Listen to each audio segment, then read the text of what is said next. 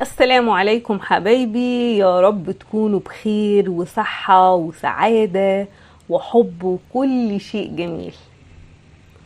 وألف مبروك لطلاب الثانوية العامة، يا رب محققين كل أحلامكم، واللي نفسه يدخل كلية معينة يدخلها يا رب، واللي ما جابش مجموع الكلية اللي هو عايزها ما يزعلش، كل اللي يجيبه ربنا خير. طالما ما قصرتش وعملت اللي عليك وذاكرت فربنا هيعوضك خير بإذن الله تعالى.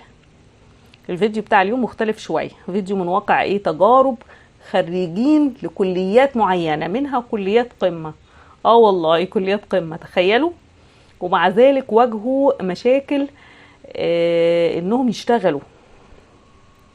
في الفيديو ده هنتعرف على كليات ملهاش مستقبل مضمون في سوق العمل، خريجين كتير، فرص محدودة. الفيديو ده مهم جدا عشان تاخد بالك وانت بتختار الكلية اللي هتدخلها. بس قبل ما ابدأ الفيديو فضلا وليس امرا، لو لسه ما اشتركتوش في القناة اشتركوا وفعلوا الجرس على كلمة الكل، ويا ريت تعليق ومحفز كده ولايك عشان تدعموني والفيديو يوصل لأكبر عدد من الناس، وعشان تشجعوني والقناة توصل لأول 1000 مشترك.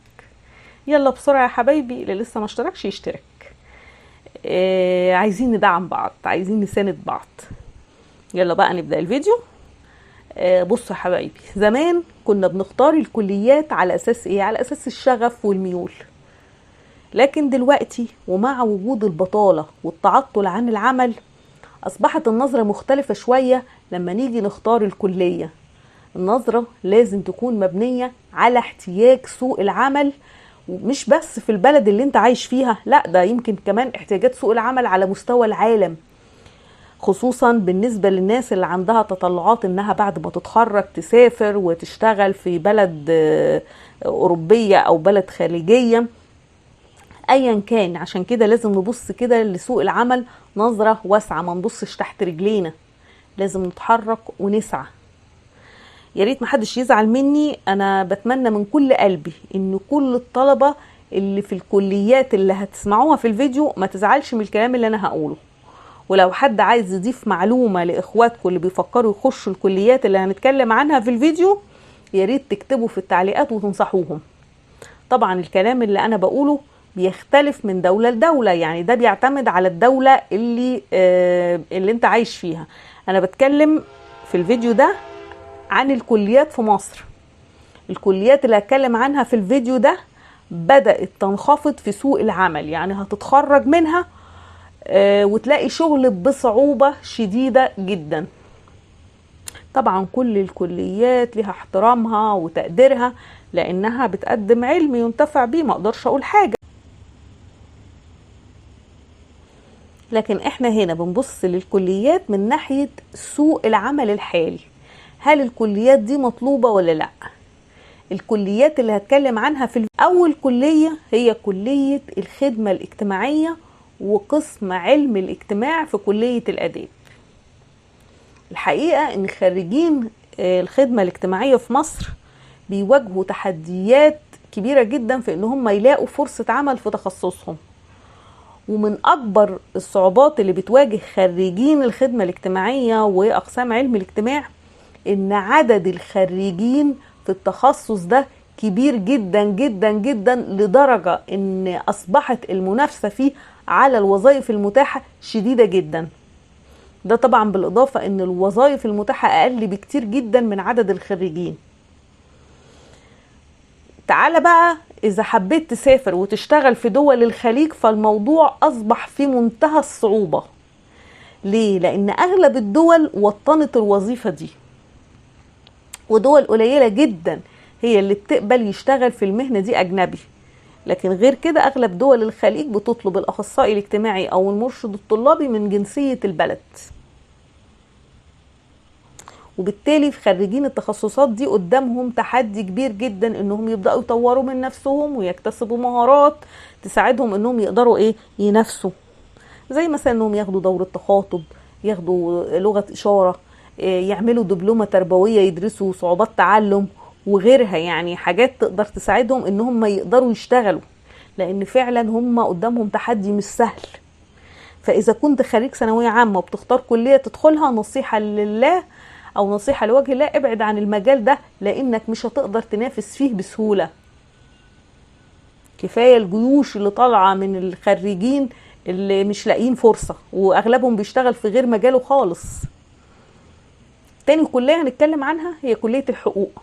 ايوه، اللي كان زمان بيسموها دي كليه الوزراء، دلوقتي بيعاني خريجين كليه الحقوق في مصر من صعوبه في انهم يلاقوا فرصه عمل في تخصصهم.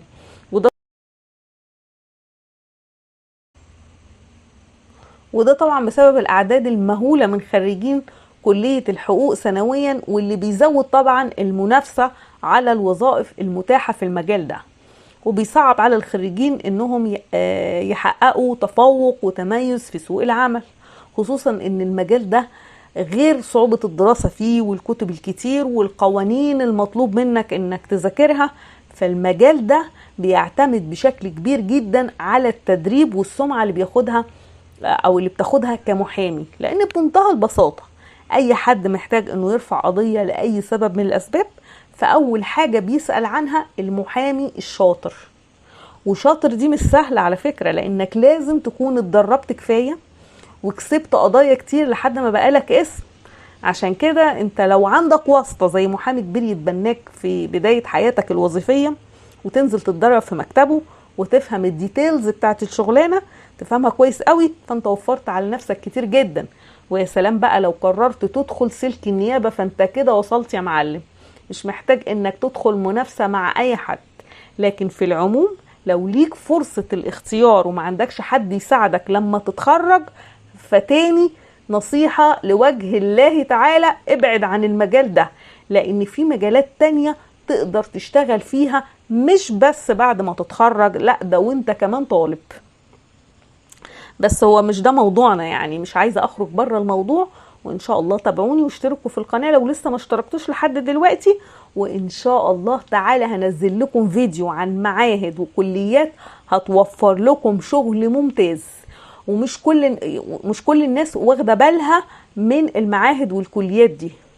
ودلوقتي هنرجع لموضوعنا ونكمل الكليات اللي ما انصحكش انك تدخلها. وتالت كلية معانا هي كلية الاقتصاد والعلوم السياسية. وعلى الرغم من انها كلية قمة، لكن اغلب خريجيها مش بيشتغلوا في تخصصهم للأسف. وده بسبب ان عدد الخريجين اللي بيتنافسوا على الوظائف اكبر من عدد الوظائف المتاحة، وبالتالي بيكون صعب على الخريجين انهم يحققوا اي تفوق وتميز. ده غير ان المجال ده بيعتمد بنسبة كبيرة جدا على ان يكون عندك شبكة علاقات مهنية قوية جدا تقدر توجهك لفرص العمل المتميزة. اصل مش كل الخريجين هيقدروا يبقوا ملحقين دبلوماسيين او سفراء. الموضوع مش سهل، والتنافس فيه او البقاء للأقوى. واخدين بالكم كده من كلمة للأقوى؟ عشان كده ما انصحكش تدخل الكلية دي في الوقت الحالي، عشان اغلبكم هيقعد جنب زمايله اللي اتخرجوا واشتغلوا في مجالات قريبة من تخصصهم ولكن مش في تخصصهم. يعني الموضوع مش ناقص زحمة. نيجي بقى للكلية الرابعة وهي كلية العلوم. وعلى قد ما الدراسة في الكلية مش سهلة والمواد كتيرة، انت بتدرس كيمياء وبتدرس فيزياء وبيولوجي وعلوم حاسب ورياضيات وجيولوجيا وبيئة وغيرها، إلا إن خارجين الكلية دي بيعانوا من وجود منافسة قوية جدا، لأن العدد كبير والفرص محدودة.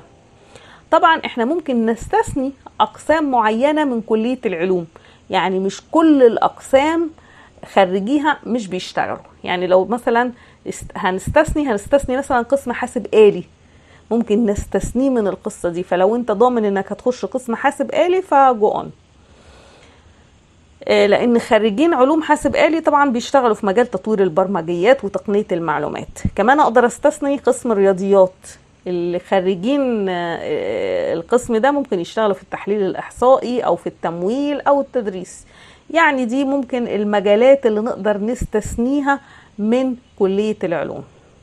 وطبعا مش محتاجة أأكد على وجود مهارات معينة عشان تقدر أو يقدر خريجي كلية العلوم إنهم ينافسوا في سوق العمل، زي المهارة اللغوية والتواصل والقيادة والتحليل. والحقيقة إن المهارات دي شاملة في أي تخصص. لازم تكون عندك عشان تقدر تنافس في سوق العمل بجدارة.